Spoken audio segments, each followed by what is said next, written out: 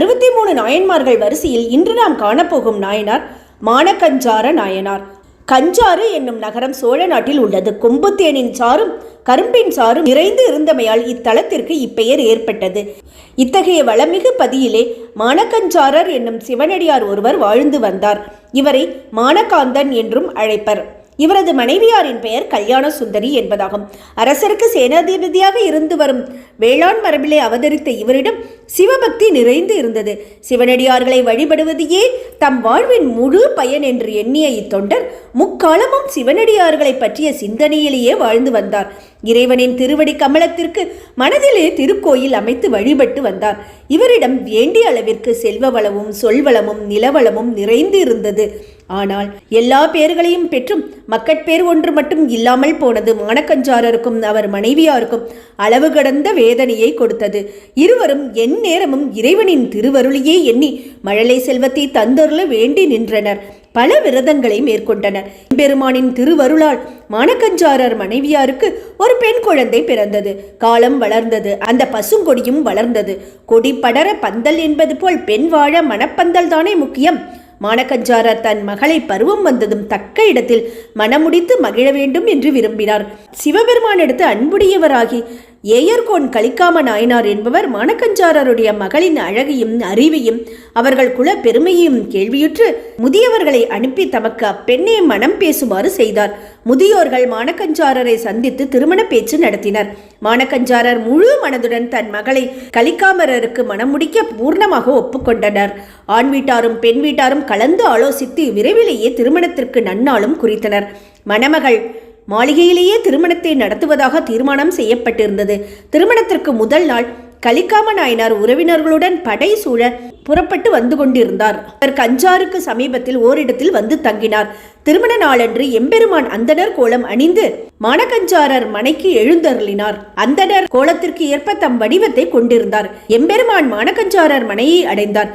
சிவனடியார் தம் மனை நோக்கி மகளின் மணநாளன்று எழுந்தருளுவது கண்டு மகிழ்ச்சி பொங்க வரவேற்றார் அடியார்.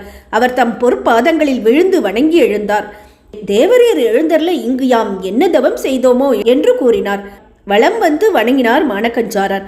தோரணம் தொங்கும் பந்தலிலே மங்கள இசை ஒலித்து கொண்டிருந்தது. அதை கண்டு அரணார் ஒன்றும் அறியாதவர் போல இங்கு ஏதாவது மங்கள காரியம் இன்று நடக்க இருக்கிறதோ என்று கேட்டார். ஆமையனே, இந்த அடியனின் மகளுக்கு திருமணம் என்று கூறி மீண்டும் அடியாரை வணங்கிய திருத்தொண்டர் அகத்துக்குள் சென்று திருமண கோலத்தில் இருக்கும் தம் மகளை அழைத்து வந்தார். மணப்பெண்ணும் மாதவசியின் காலில் விழுந்து வணங்கினாள்.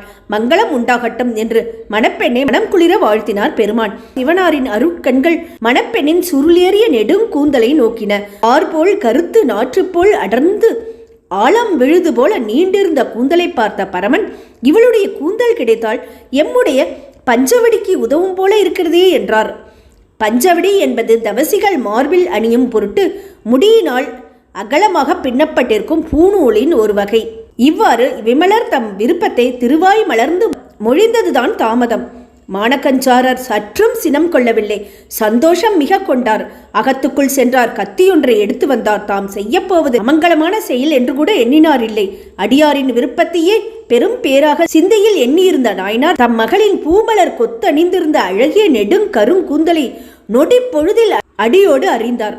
அதனை தவசியின் திருக்கரத்தில் வைப்பதற்காக நிமிர்ந்து பார்த்தபோது அங்கே தவசியை காணோம். வானத்திலே பேரொளி திகழ பரமன் உமையாளுடன் அடியாருக்கு ஆனந்த காட்சி அளித்தார்.